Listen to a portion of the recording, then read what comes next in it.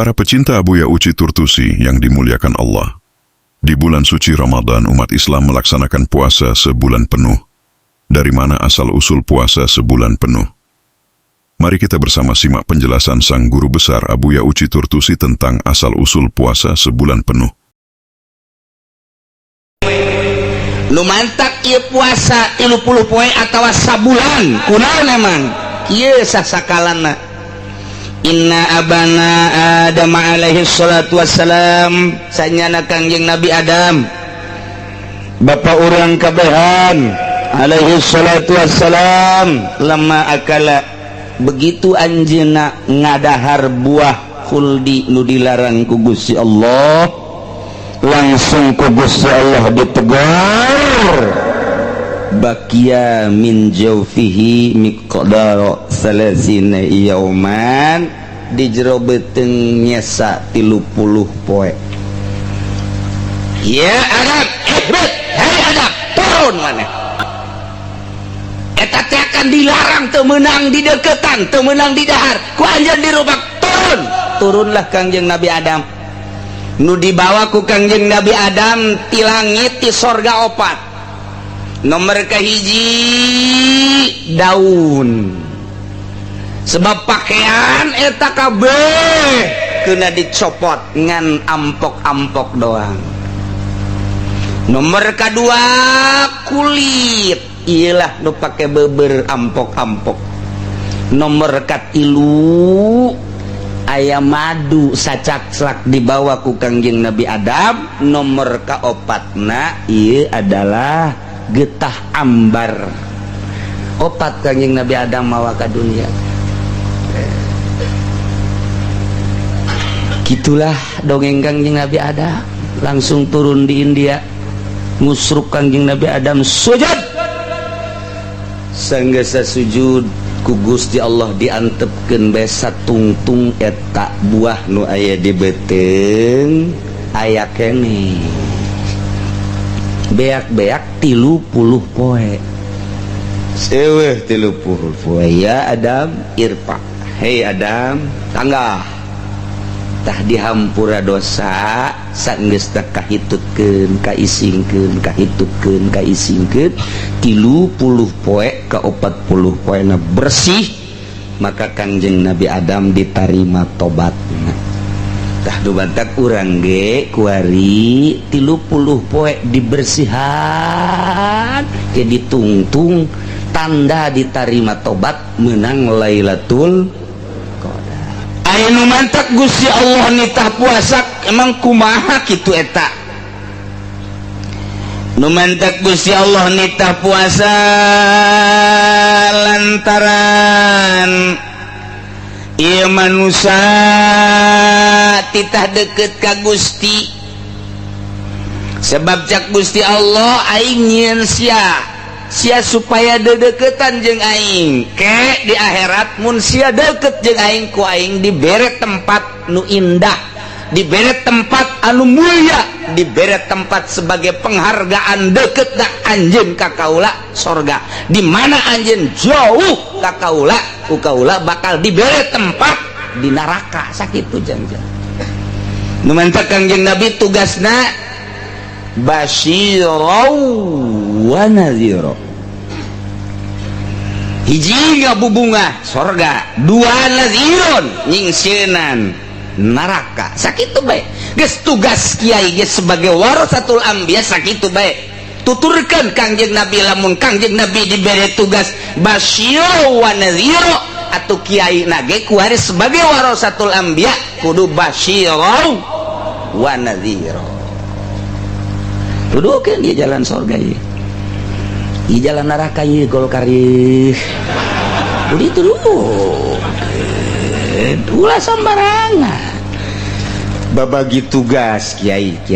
tugasna corong Al-Qur'an. Pemerintah tugasna corong Amerika. Sakitu bae geus teu bisa diganggu gugat sama di Indonesia mah asal lu jadi pamarentah nyana kepanjangan beung Amerika, kepanjangan sungut bule. Kiai mun mimilu kadinya sarua min jumlati Amerik. Sarua bae hese jadi ngaji mantek mah kos kitu teh kudu dicaritakeun kulun badun kulun palesa teu kudu buktikeun bae kos kitu ulah nyaritakeun mantek bari nyana henteu bermantek talu kuduna teh mah teu nyimpul geus corong Quran kiai mah corong hadis corong ulama eta kiai ulah jadi corong Amerika mun geus jadi corong Amerika boga mobil di dunia nama di akhirat dikerekep sia ku malaikat ji ulah sambarangan huahe naik pansa sia deulekeun ka dituna emang kumaha sakumaha sih ngeunah pansa di akhirat dibeulem naonan gara-gara jadi corong golga si Amerika deui bah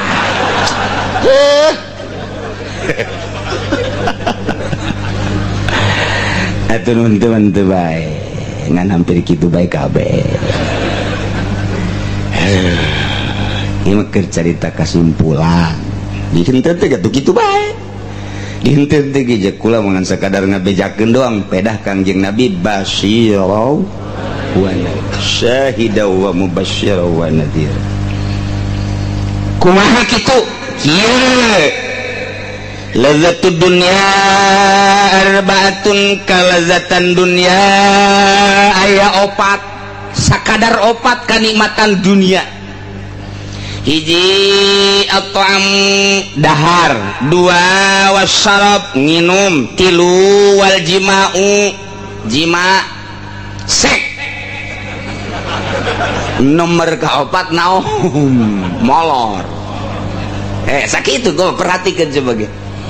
ieu teh meunang ti Kangjeng Nabi dikemas ku ulama oh ngan sakitu kalazatan dunia montak ibu lulusan ngajelaskeun ge nikmatud dunya salasah kan nya nama kadituna aya idkhulu zakar bisa lu eta ibu lurus lah nikmatud dunya salasan fardhu taban naumun wa qublatun wa idkhulu zakar nikmat dunya ngan tilu tengetkeun ku sararia cak Ibnu Ruslan hiji naumun molor kadua qublatun nyium katiluna mana nyium idkhulu zakar tah ngabebeskeun panakol tongprong cih atuh kumaha ngomongna sia eta coba itu jak itu tidituna kitu tuh gitu bae aduh cek urang Jawa apa iku sia boten ngertos ora iso orang Jawa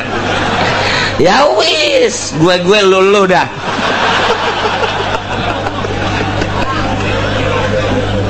apa iku cenah aduh Masya Allah emang orang Jawa mah pikaseureun bae dikasarian baik ke cerita Gus Dur teh diundang ke Mekah ku raja di aya nu dibawa ulama kiai 10 bareng datang ke istana kerajaan di ditu di Arab aya aula di luhurna merekna aya mamnu dukhul nyana kieu bae astagfirullahalazim gideg bae di tadi hareupeun lawang sambarkan ku Gus Dur ono apa sih Gus Dur iki sekena opo iku iki mamnu duhul dilarang berduhul di sana berarti ini tempat duhul katanya waduh cek Gus Dur teh ya dasar teu nyakola orang NU teh teu nyakola ini mah dilarang masuk bayinya di Indonesia nyebut duhul teh ke pemajikan jadi itu barang kamar mamnu duhul emang ini tempat duhul kali ya tuh emang itu ngaraji kos gitu ta mamnu duhul padahal tempat kiki tua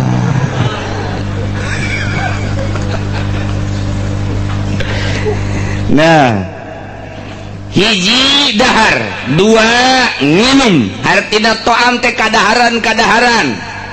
timimiti dahar berikut bubuahanana nomor kedua inuman nomor katilu jiman nomor kaopat ieu adalah sare jelema asal geus teu ngeunah dahar gas geura siap-siap ngameteran taneuh 1,5 meter atau 2 meter teu ngeunah nginum kitu keneh bae di mana-mana geus teu kuat jimaah geus moal kebal deui komo duh cenah kiai geus 4 peting teh teu bisa es kunaon emang wallahu alam atuh geus ieu mamere bae caingan geura siap-siap bae ka ditu neuk ngarendeng jeung abah apa jeung emak opat eta nah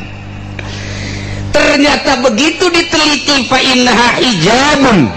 lil abdi anillah nu opat eta karena kalazatan dunia jadi hahalang terhadap manusia terhadap hamba terhadap jelema tidak deket ke Allah nu opat eta ngahalangan deket ke Allah jelema loba dahar jauh jeung Allah loba nginum jauh jeung Allah eta mah deketna jeung kebobule nomor katilu jima jauh jeung Allah nomor kaopat naom ieu pertama loba molor teh atuh jauh jeung Allah boro-boro jeung Allah atuh jeung dulurna ge jauh jeung atuh dulurna nanyakeun ka mana si eta hees aduh aing mah boro jeung Allah jeung dulurna jauh jeung babaturan atuh jauh ieu molor nah ieu lah hijabun lil abdi anillah memendak wa idza furida shaumu syahran ala wa idzan furida shaumu syahran ala Muhammadin wa ummati kulantaran eta nu opat teh jadi hahalang terhadap hamba ka Gusti Allah Allah mardukeun puasa ka Kangjeng Nabi jeung umatna tina sataun sabulan supaya ngarasa deket jeung Gusti Allah subhanahu wa ta'ala orang di bulan Ramadan mah darekeut asana ka Gusti insyaallah salaki bager ka pamajikan bager ka salaki eta Ramadan teh kos kitu teh ka anak bager ka tetangga bager anu boga mere nu teu boga menta bager ngaranna insyaallah istimewa jasa ya Allah hiji nomor kaduana hikmah tidak diperdukeun puasa 30 poe nu mantak ieu puasa 30 poe atawa sabulan kunaon emang ieu sasakalana inna abana Adam alaihi salatu wassalam sanyana Kangjeng Nabi Adam bapa urang kabehan alaihi salatu wassalam lama akala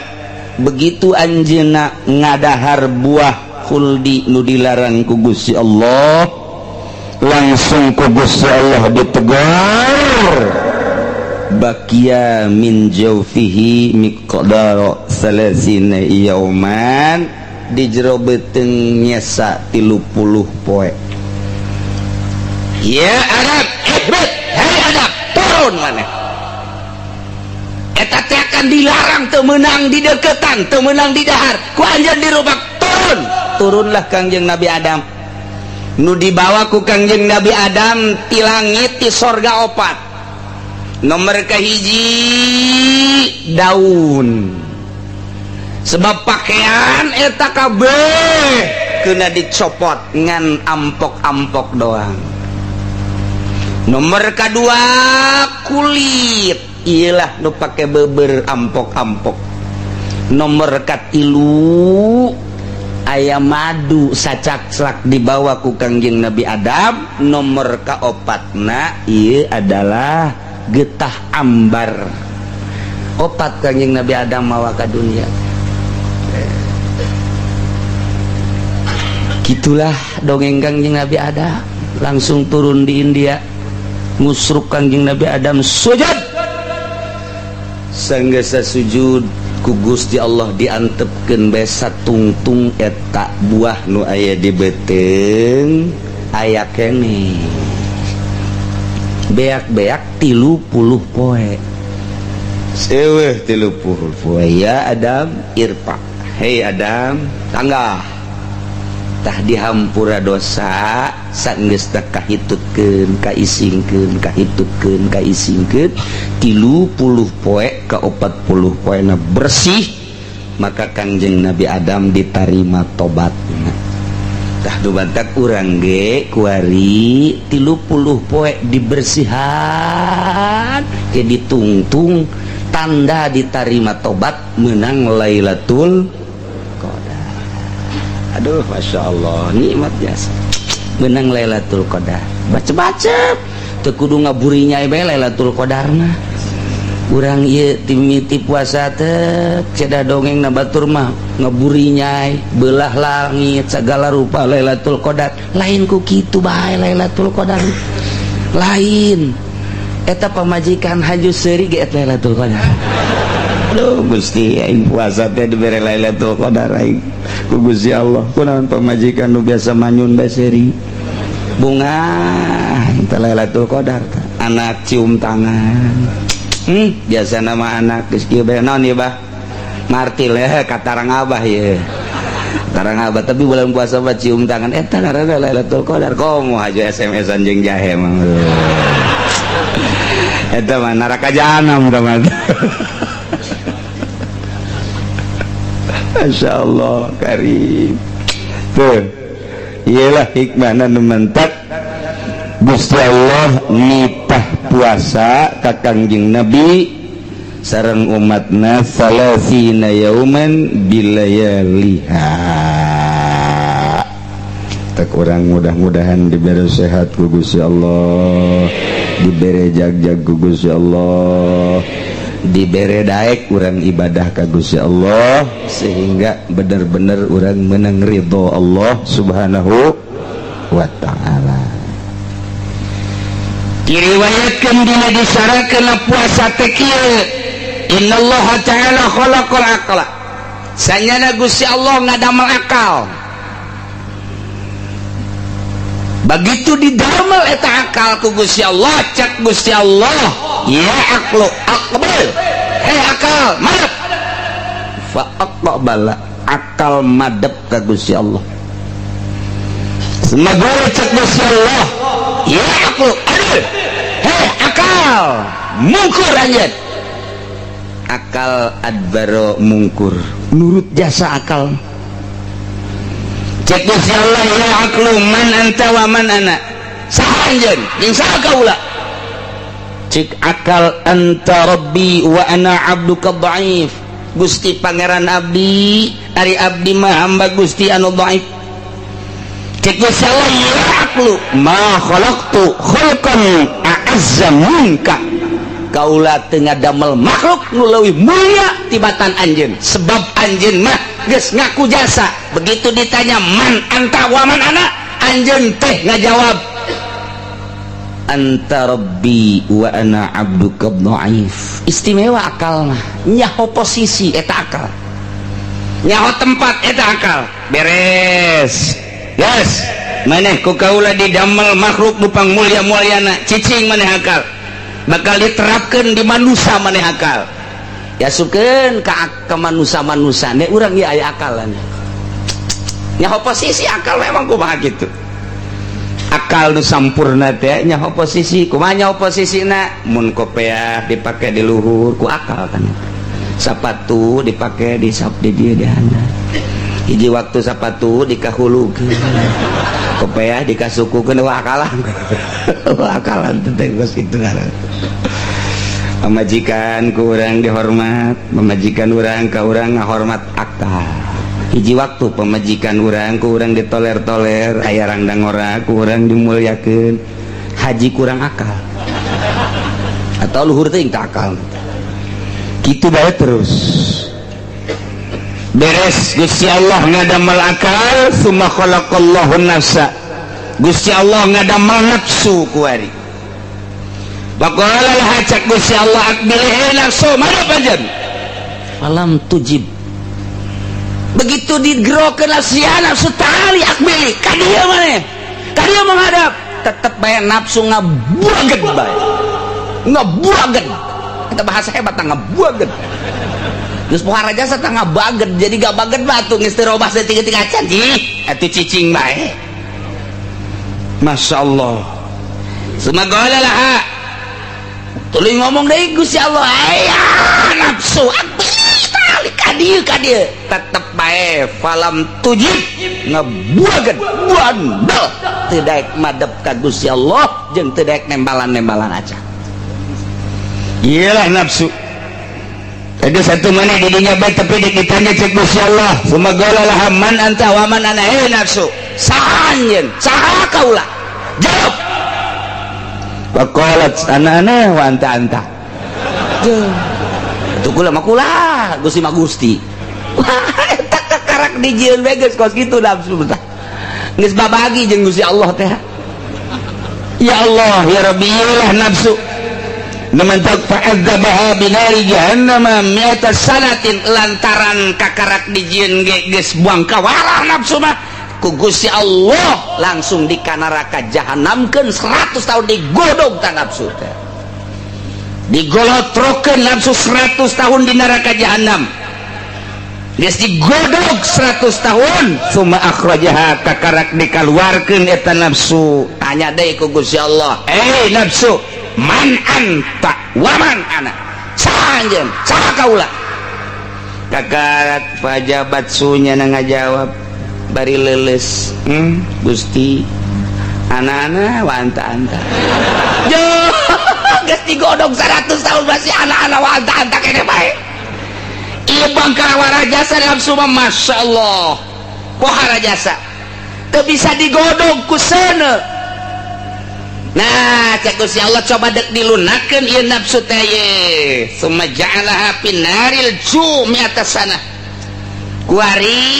make seuneu lapar nafsu. Digodog make seuneuna lain nari jahanam tapi make naril ju kena lapar. Ieu diulah itu diulah, ieu diulah itu diulah, ieu dipegung, diantepkeun nafsu teh kena mandiri sorangan bae. Kakarak eta nafsu ngolemprah geus cicing bae tungkul bae eta nafsu tadina mah tanggah bae ana-ana wa anta-anta eta nafsu tanggah bae barang di laparan dibere dahar henteu dibere nginum henteu nafsu ya wewe dibelokeun ku Gusti Allah cicing bae maneh mah maneh bae nafsu coba jadi kahayang-kahayang nate aku ari dipuasakeun kuari kahayang nate diturutkeun kakarak ditanya ku Gusti ya nafsu man anta wa manana saha anjeun saha kaula kakarak faqarat cek nafsu inni abduka wa anta rabbu kaula hamba Gusti Gusti pangeran cek Allah teh